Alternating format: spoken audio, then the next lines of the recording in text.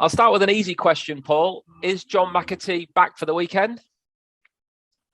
John McAtee's been training, so that's a positive. Is he back for the weekend? I guess I've still not quite got to that point of deciding that as we speak now. There's always going to be a temptation to involve John, because he's there's no getting away from the fact he's done very well for us. He's his leading goal scorer. But genuinely, I haven't set my mind. I had a chat with him earlier in the week, and I will probably have a chat with him tomorrow ahead of Saturday. But I haven't made my mind up. He's definitely improved. I just need to be sure that there's always going to be an element of risk, but it's no different, to any kind of injury. Probably we're certainly not kind of rushing him back, but it's more around whether or not he feels he's 100% comfortable and can step onto that pitch, playing freely and not holding back. If he's going on the pitch and holding back, then there's no point. He's a good player, but we want players that are out there and not worrying about any injuries and knocks, and can get by with it. So that will probably be part of that conversation. Is he largely pain-free now? I think it just in walking around and things like that, yes. I think it would be more just certain incidents. It's a bit like, I don't know, a more typical injury, an ankle injury. Lads can be fine running around, and then all of a sudden a ball catches them on the end of the toe, or they go into a tackle and then they get that pain. So as I said, we're going to be at a point to, between now and the end of the season, whenever that is, where I think we'll all be absolutely 100% certain that nothing's, going to happen. But that, I guess, a bit like when it did happen, there's never any guarantees when you step on a pitch, whether you're going to come off with an injury or you get through the game with no problems. Does he still need an operation on that shoulder? Yes. Yeah, that'll is something that certainly has been looked at, and I think there's been conversations around when that can happen. Again, obviously, at the minute, that's probably a little bit up in the air. Is John telling you he's ready? I think the fact he's on the training ground, and like I said, a conversation earlier in the week, he was definitely conscious of the fact he trained but wasn't playing as free as what he needs to. So since then, I think he's made that sort of conscious effort. But again, the problem there straight away as I'm talking is if he's making the effort, then it's probably still on his mind and still there. The difference, I would say, and again, there's no guarantees with this, but there's a difference between walking out on the training ground, even when it's a nice sunny day like today, compared to walking out at Blundell Park when you've got 5,000 plus fans maybe singing your name and getting behind you and having that adrenaline boost in your body that is hard to get from the training ground. So that would play in our favour and in John's favour, but as I said, we're not going to be certain on any of that. Is he in full training now? Yes. Yeah. Okay. And have you got a date booked in for his surgery in the summer? We've got dates, certainly. As I said, it'd be just because of where the season's at currently, Matt, and the no guarantees of anything, then we can't say for a definite that he will be getting an operation on such and such a day. Will he be ready, though, for the start of next season? Should he have his surgery when you want him to have it? I don't think so. Right, okay. Again, I'd need to revisit that to say for absolute certain, but certainly the conversations we had when this first occurred, no, I don't think he would be. And what sort of time frame would you be looking at then? I'm not sure, just because it sort of was a little while ago, and at the minute it's all concentrating on kind of here and now. But it was certainly a period that would be too long because of the time between having the operation and the new season. How's McAtee? He had a scan and the results weren't probably great. Sort of what I call a higher ankle sprain. In fairness to me, she's saying he thinks he'll be all right. Now, I don't know if that's just wishful thinking, but the issue there is that strangely it's worse than it being lower down. Certainly, I think evidence suggests that, and we'll probably be looking at keeping him out, certainly for the next 3-4 weeks. So that straight away could be, the end of the season. Like I say, I don't know if it's wishful thinking on my part as well, but I'm reluctant to kind of just say and go with that 100%, because sometimes I think things, they might show a certain way, but for whatever reason, you might be able to get by with them. But he's definitely not been on the training pitch, and he's 100% ruled out at the weekend. And I would imagine, sort of beyond that.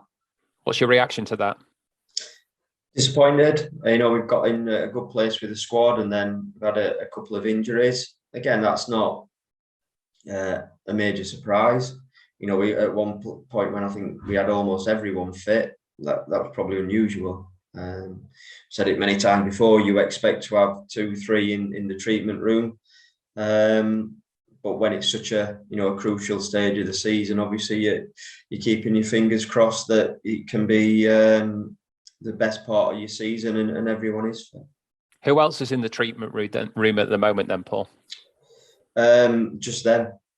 We've had a few bumps and bruises, and there are 100% a few players that have played with knocks or carried knocks, but certainly no one that's been there on a regular basis and isn't available to us. Is Danny Amos available this weekend?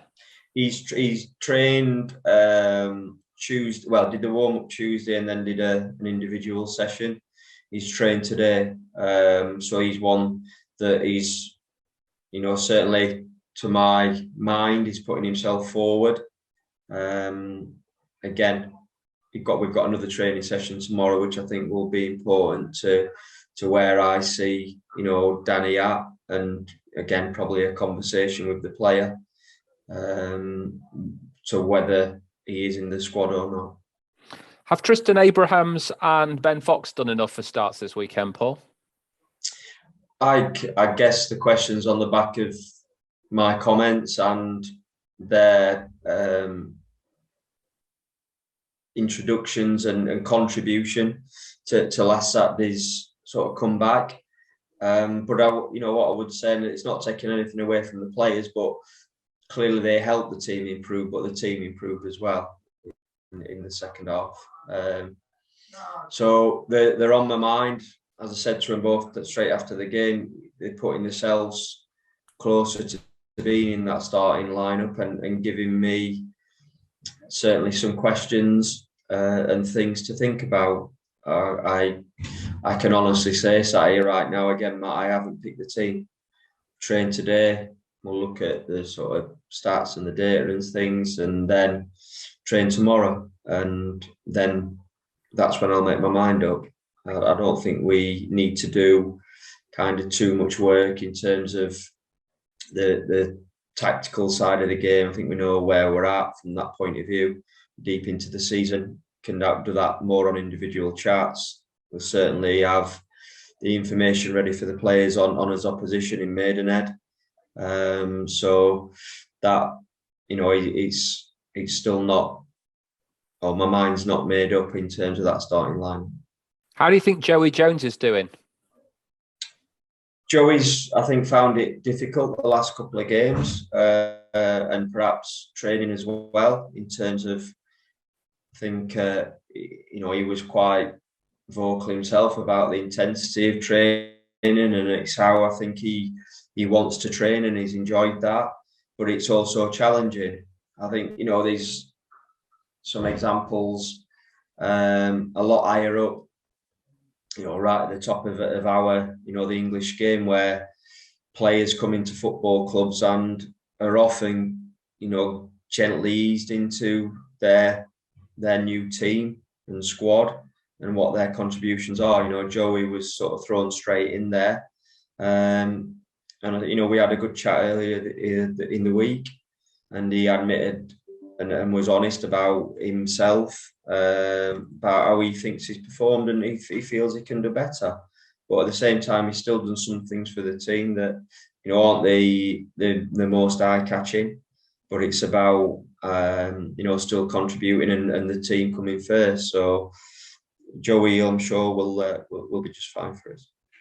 Can I talk to you about your out of contract players, Paul? You've got 17 players out of contract at the end of this season, and you've been asking the media in recent times not to ask any questions about those players, which we've been respecting. Can you tell the fans as to why that is the case? Yeah, because I think the crux of it, and it's never nice, but I think we all know that all 17 players, if that's what the number is, I'd have to take your word for that, Matt, is that they won't all be at the football club next season. Now, some of that might be on their part, some of it might be on mine, and I'm sure others will be some discussions in between that. But we think what I would say is we're all focused on, the end of the season. If, again, we were mid-table and there was nothing to play for, I could have started those conversations quite a lot earlier. But, as it stands, we're hopeful of extending our season. If, and it's a big if, but if that occurs, which we obviously hope it does, then there's an opportunity to be in a different league. And while, I always try to find and look for players that, can play, whether it's National League or League Two, and we've discussed how we feel that this group could go into League Two and certainly wouldn't have been in any sort of trouble. It does change the parameters slightly. So there's a little bit of that. Maybe in my mind, again, there might be a couple of players that are still, very much in the let's see what happens in these remaining games. And trying to kind of, I guess, in the end, be kind of fair across the board with the group. So that's why, I don't want, like I said, don't want that becoming a debate, weekly debate with, respectfully yourselves. I understand that fans are going to, of course, have an interest in that and will have their own thoughts and ideas, who they would keep and who they wouldn't, where we can improve. But ultimately, that's been the reason, Matt. I think we've got more than enough on us plate, albeit, of course, I'm working away on that side of things in the background. But the main focus has to be, the games and what we've got in front of us, and the opportunity that thankfully is there for us. Will it be the end of the season then, before we find out who's going to be staying and who's going? Yeah, I think it will be now, Matt. Yeah. You're closing in on a playoff spot, aren't you, at the moment? After relegation last season, in isolation, how would you view making the playoffs this season? I think maybe my own experiences here of being in the playoffs, I think, was it 4 times? Only that, well, it was the first season when I came in, when there was a very outside chance, but ultimately, looking back, we certainly weren't good enough. And then the following season, where we made a lot of changes and it took a bit of time to come in. That's after that, I think there's almost an expectation from myself to being around that. When you look at the sort of history books, I think we've done well. Because a lot of teams struggle when they first come down. Of course, there's been some exceptions, a couple of teams that have been promoted. But I think already, it's sort of, if you looked at the last sort of 10 years, we're one of the better teams that have been relegated. So I think that's a big credit. There was a lot of change at the football club that needed to occur. Probably still is. I think it takes, at least sort of 3-4 windows before you're trying to get to somewhere where you kind of almost happy. At the start of the season, we still had a number of players at the football club. Whether they were involved or not, they were still here. And again, that, we tried to, I guess, make sure it didn't have a negative impact on the group.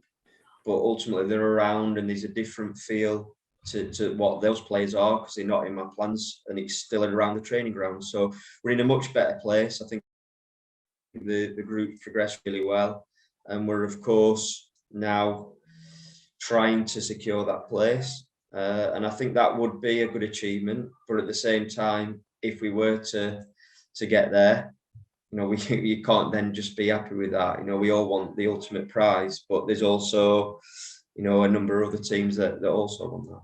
Where are you most keen for improvement in this Maidenhead game from your trip to the Hive?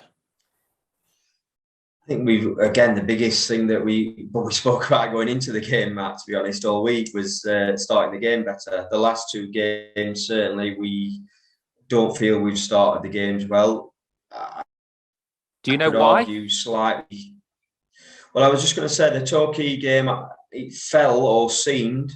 That's the feeling I got on the side, was that the players were almost a bit nervous, a bit edgy.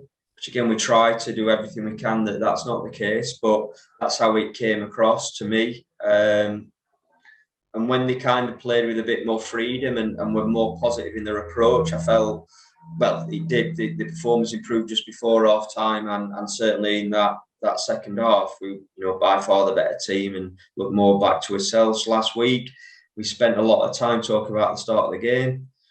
And then within probably 30 seconds, we should have been 1-0 down. We got away with that.